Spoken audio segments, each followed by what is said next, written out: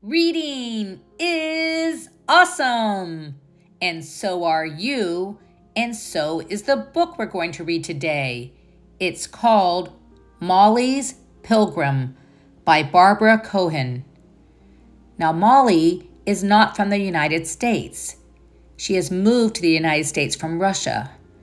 And my grandchildren sometimes have to live in foreign countries because my son is in the military. And it is hard to adjust to a new country.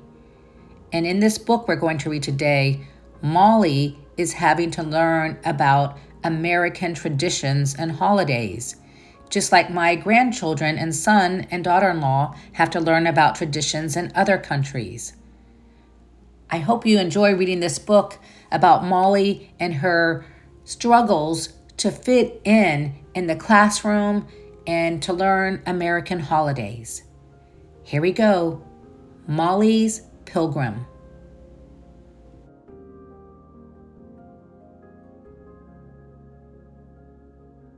I didn't like the school in Winter Hill.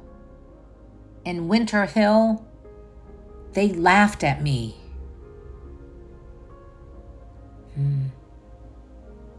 Remember, Molly is new to this town. She's come from a different country. She's come from Russia, and now she's living in the United States. And at school, they laugh at her. Elizabeth laughed most of all.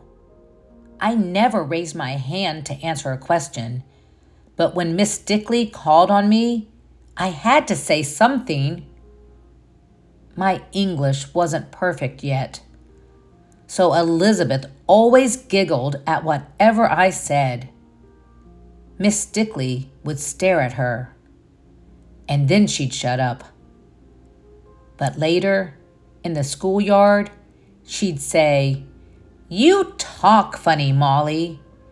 You look funny, Molly." And then she'd sing a song. "Jolly Molly, your eyes are awfully small. Jolly Molly, your nose is awfully tall." Hilda and Kitty would sing the song too, and sometimes even Fay and Emma. They all admired Elizabeth. She brought peppermint sticks to school and handed them out to all her friends at recess.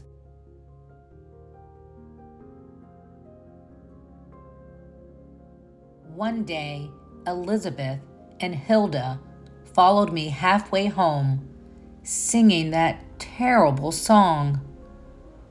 "Jolly Molly, your eyes are awfully small. Jolly Molly, your nose is awfully tall." I started to run. When I got to our apartment, I burst into tears. It was all right. I could cry in front of my mother. Those girls are hurting Molly's feelings.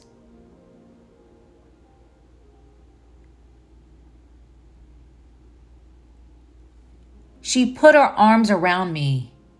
I leaned my head against her chest. She felt like a big, soft cushion. "Kate, what's the matter?" she asked. My mother didn't speak much English. She talked to me in Yiddish. "Mama, let's go back to New York City," I said. "In this third grade, there aren't any other Jewish children. I don't talk like the other girls. They make fun of me. I hate going to school." "Oi, Michaela," Mama said. "We can't go back to New York City. In New York, Papa had to work in a factory. We had to live in a poor tenement house. Here, in Winter Hill, Papa has a good job and Mr. Broski's store downstairs. And Mr. Broski even lets us live in this nice apartment. Well, then Let's go back to Goraduk, I suggested. We only came to this country last winter. I bet we could still get our old house back. If the Cossacks haven't burned it down, Mama snapped. They burned the synagogue. One day, who knows, they would have burned us. May they grow like onions with their heads in the ground. I had known all along we couldn't go back to Russia. And Goraduk, Jewish girls don't get to go to school at all, Mama went on. They have to grow up ignorant like donkeys. I'll go to your school. I'll talk to the teacher. She'll make those Paskanayaks stop teasing you. No, Mama, no, I interrupted quickly. You don't have to do that. I didn't want Miss Dickley or Elizabeth to see Mama. She didn't talk like the other mothers. She hardly talked English at all. She didn't look like them either. It'll be all right, I said. I'll talk to Miss Dickley myself. But of course I didn't. I dragged myself back to the school day after day. Nothing changed. But I didn't say another word about it to Mama.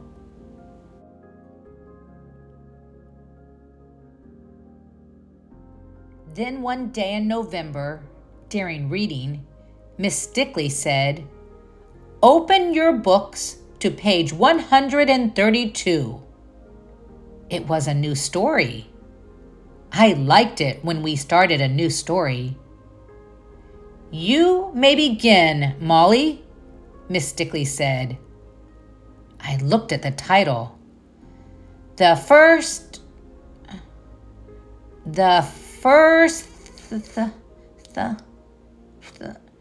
I shook my head.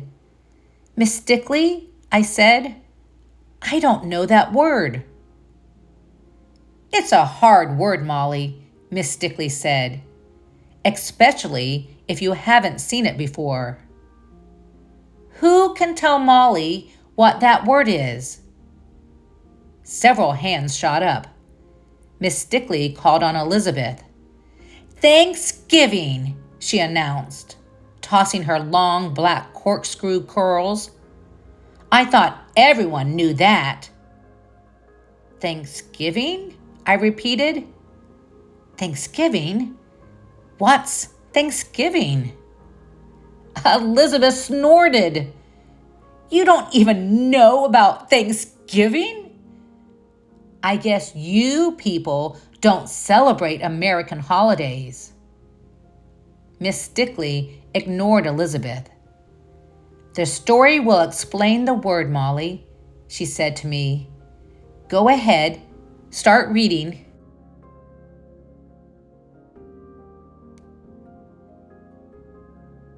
I read 3 sentences. I didn't stumble over any more words. Then Miss Dickley told Arthur to read. We took turns. It was a good story. It was about the Pilgrims and how they started the holiday of Thanksgiving. I had never heard of Pilgrims before. Now, children, Miss Dickley said when the reading lesson was over, I'm tired of decorating the room with paper turkeys and paper pumpkins every Thanksgiving. I thought it would be fun to do something different this year. She pointed to the sand table at the back of the room. It had stood empty since September. We'll make a model of the Pilgrim Village at Plymouth, Massachusetts, celebrating the first Thanksgiving. She sounded excited. We'll make the houses and the church here in school, but I want you to make the people at home. You can make dolls out of clothespins. The boys can make Indians, and the girls can make pilgrims. Her eyes moved from one face to another. If you sit in row 1, 2, or 3, make a woman. If you sit in row 4, 5, or 6, make a man. I sat in row 2. I had to make a pilgrim woman. Bring your dolls tomorrow, Miss Stickley said. Then I'll show you how to make houses out of cardboard.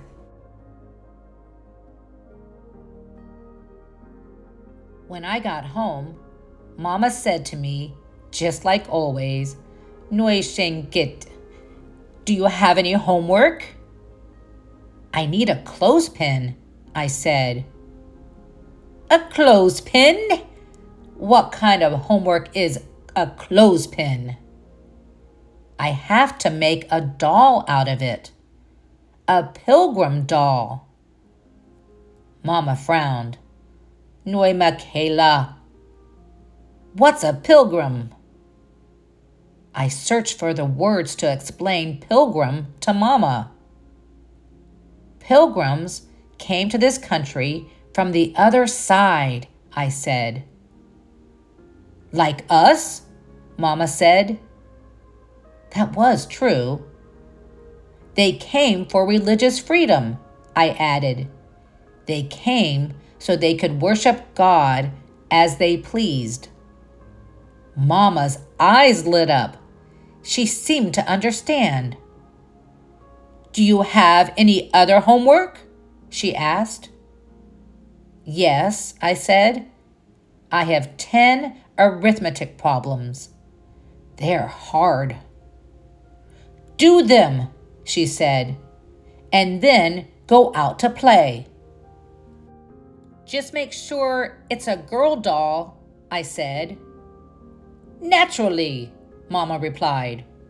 "Who ever heard of a boy doll?" I didn't bother to explain. The next morning, when I sat down at the table for breakfast, the doll was at my place. Maybe she had started out as a clothespin, but you'd never have known it to look at her. Mama had covered the clothespin with cloth and stuffing. She had made hair out of dark brown yarn, and she embroidered eyes, a nose, and a mouth on the face. She had dressed the doll in a long, full red skirt, tiny black felt boots, and a bright yellow high-neck blouse. She had covered the yarn hair with a yellow kerchief embroidered with red flowers. "She's gorgeous, Mama," I managed to murmur. Mama smiled, satisfied. "But, Mama," I added slowly, "she doesn't look like the pilgrim woman in the picture in my reading book." "No," Mama said. "She looks like you in that photograph that you have that was taken when you were a girl." Mama's smile turned into a laugh. "Of course I did that on purpose." "You did, Mama? Why?" "What's a pilgrim, Shenket?" Mama asked. "A pilgrim is someone who came here from the other side to find freedom." "That's me, Molly. I'm a pilgrim." I was sure there was something wrong with what Mama was saying. She was not the kind of pilgrim Miss Stickley or the reading book had been talking about. But it was too late to make another doll now. All I could do was take the only one I had to school with me.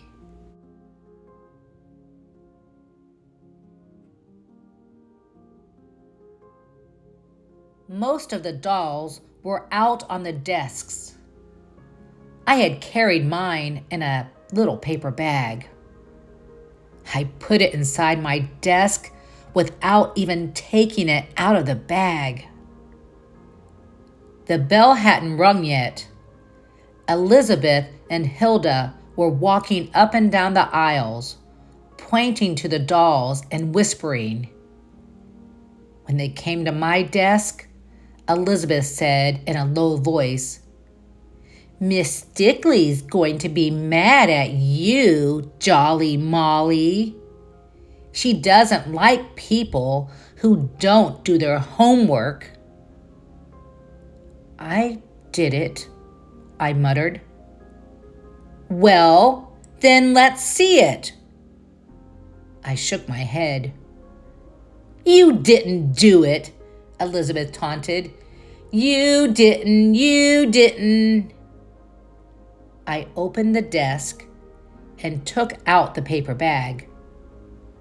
I closed the desk and set the bag on top. Slowly, I pulled out the doll.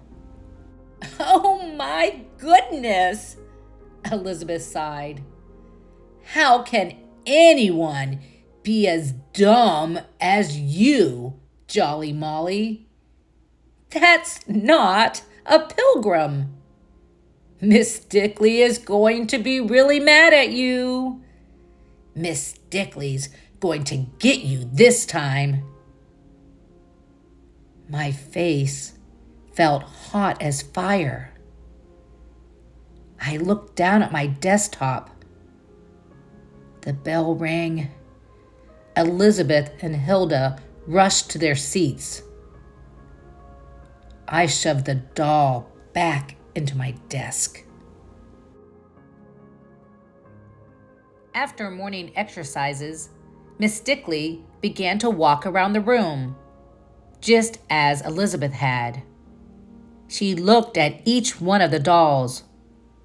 "Why, Michael, what a magnificent headdress! Where did you find so many feathers?"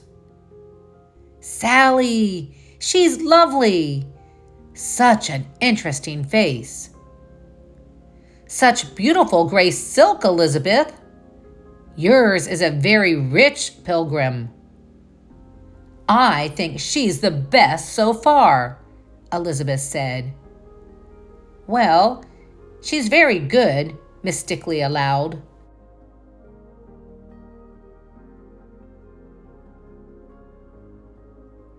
Then Miss Stickley came to me. Without looking up, I pulled my doll out of the desk. I heard Elizabeth laugh out loud. "My goodness, Molly," she cried. "That's not a pilgrim. That's some Russian or Polish person. What does a person like that have to do with pilgrims?" "She's very beautiful," Miss Stickley said.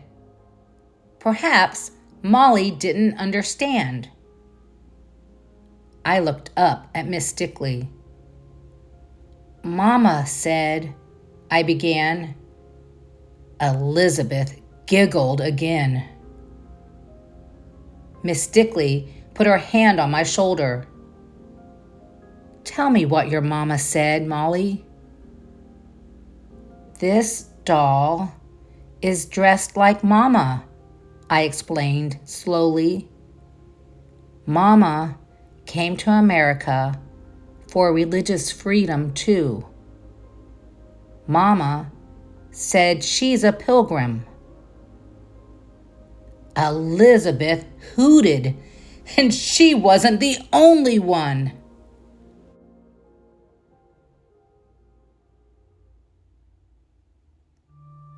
Miss Stickley marched up to the front of the room.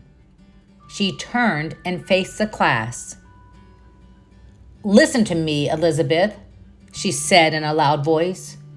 Listen to me, all of you. Molly's mother is a pilgrim. She's a modern pilgrim. She came here just like the pilgrims long ago, so she could worship God in her own way, in peace and freedom. Miss Stickley stared at Elizabeth. Elizabeth, do you know where the Pilgrims got the idea for Thanksgiving? They just thought it up, Miss Stickley, Elizabeth said. No, Elizabeth, Miss Stickley replied. They read in the Bible about the Jewish harvest holiday of Tabernacles.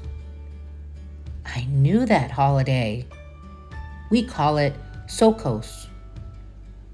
Miss Stickley was still talking. The Pilgrims got the idea for Thanksgiving from Jews like Molly and her mama.